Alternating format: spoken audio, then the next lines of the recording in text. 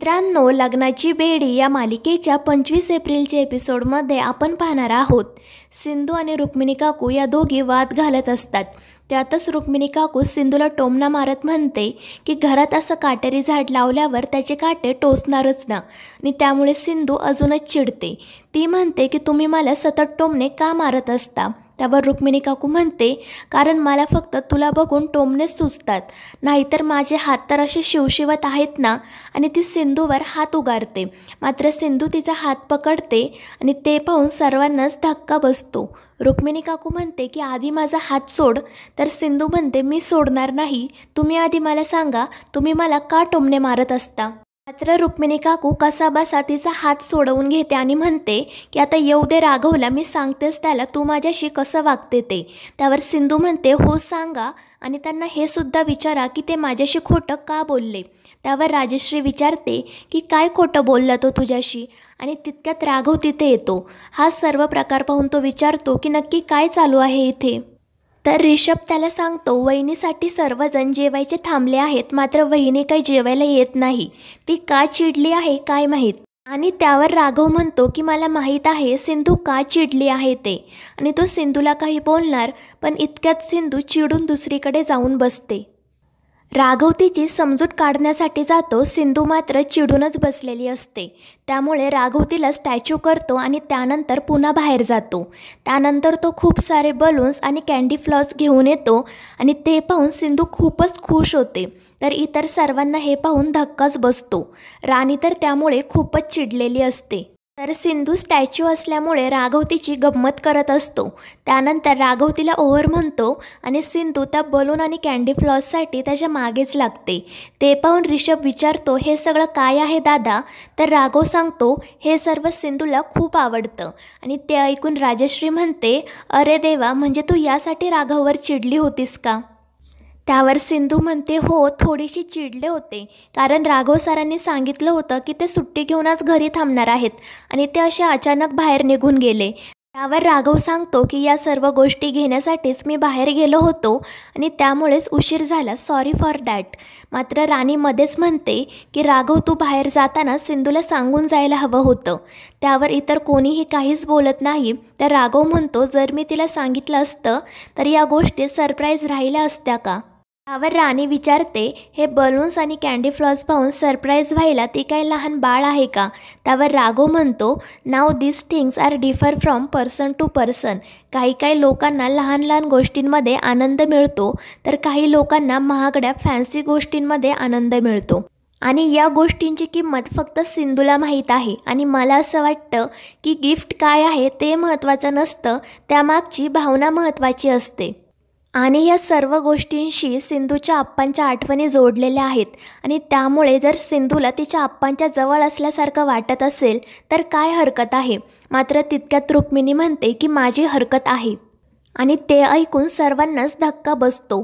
तर रुक्मिणी म्हणते, या वस्तू तू रस्त्यावरून आणल्या ना, त्या कुठे आणि कशा परिस्थितीमध्ये तयार होतात आपल्याला काय माहीत. ही रस्त्यावरची घाण आपल्या घरात नको. मात्र राघव म्हणतो की काकू, ज्यांना या गोष्टी घाणेरड्या वाटतात त्यांच्यासाठी मी त्या आणल्याच नाही, मी या सिंधूसाठी आणल्या आहेत गिफ्ट म्हणून. आणि ते ऐकून सिंधू खूपच खुश होते. तर रुक्मिणी आणि राणी यांना धक्काच बसतो.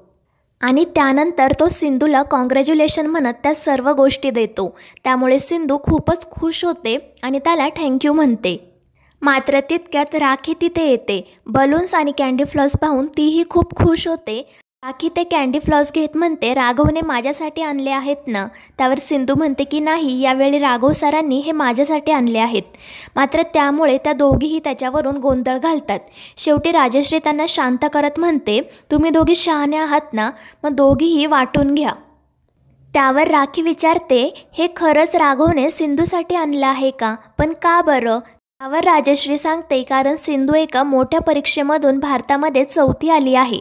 आणि हे ऐकून राखीलाही खूप आनंद होतो. ती एक कॅन्डी फ्लॉस सिंधूला देत तिला कॉंग्रॅच्युलेशन म्हणते. मात्र त्यानंतर ती विचारते, मग राघवने राणीसाठी का नाही गिफ्ट आणलं, ती फेल झाली आहे का. आणि हे ऐकून कोणीच काही उत्तर देत नाही. तर रुक्मिणी काकू तिला तेथून तिच्या रूममध्ये जायला सांगते. त्यामुळे राखी खूपच चिडते. तर सिंधू तिला तिचे बलून्स देत म्हणते, हे राहू द्या तुमच्याकडे.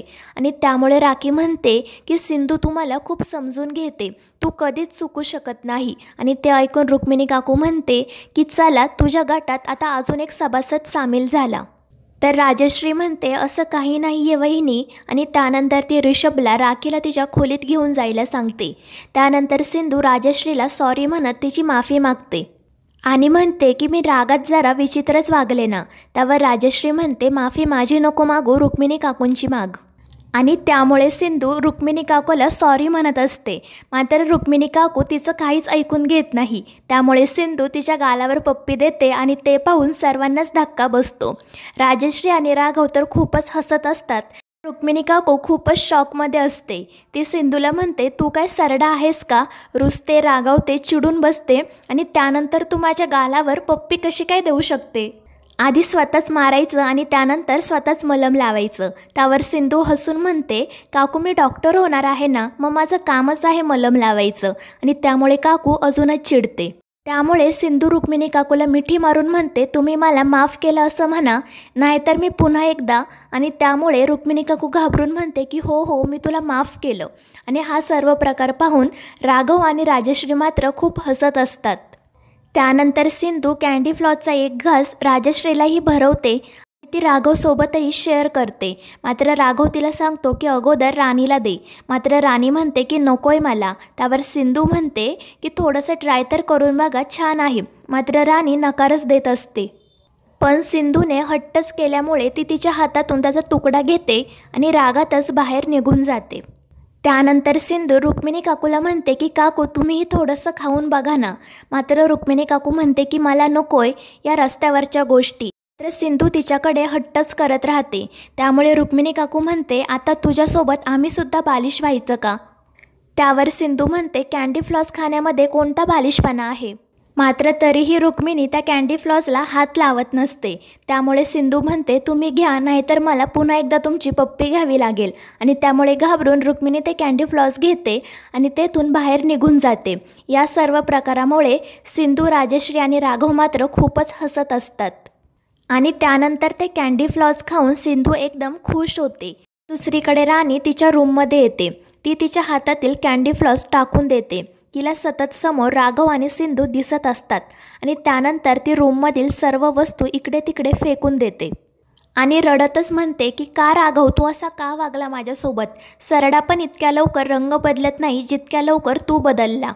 मला तर आता खरंच प्रश्न पडायला लागला आहे, तू माझ्यावर कधी प्रेम केलं होतं का, की मीच होते जी तुझ्यावर वेड्यासारखी प्रेम करत होते. तू ना कधी मला समजून घेतलं ना कधी माझ्या प्रेमाला. आणि त्यामुळेच आज जो मला त्रास होत आहे तोही तू समजून घेऊ शकत नाही.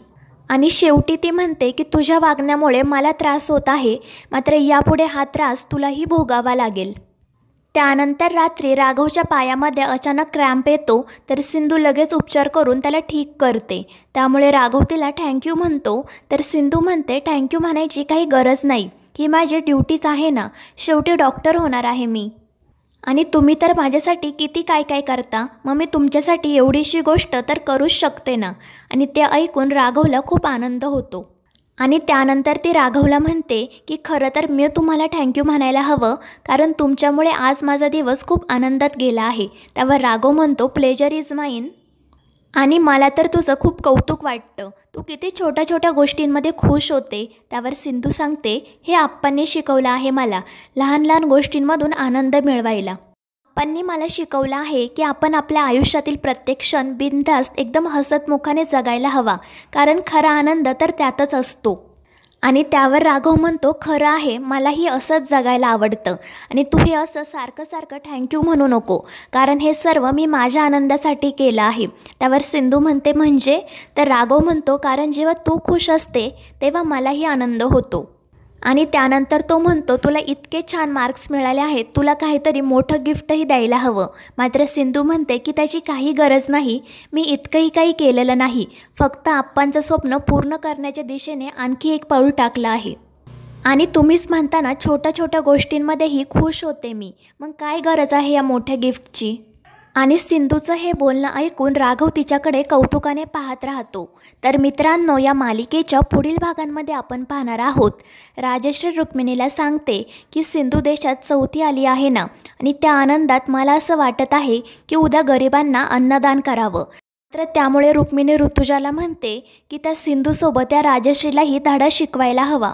तर दुसरीकडे राघव आणि सिंधू तिच्या ॲडमिशनसाठी सर्व डॉक्युमेंट्स चेक करत असतात. मात्र सिंधूकडे पासपोर्ट साईज फोटो नसतो आणि त्यामुळे ती खूपच घाबरते. तर मित्रांनो, या मालिकेचे पुढील भाग अतिशय रंजक होणार आहेत. या मालिकेच्या पुढील भागांच्या अपडेट्ससाठी आपल्या चॅनलला सबस्क्राईब करा.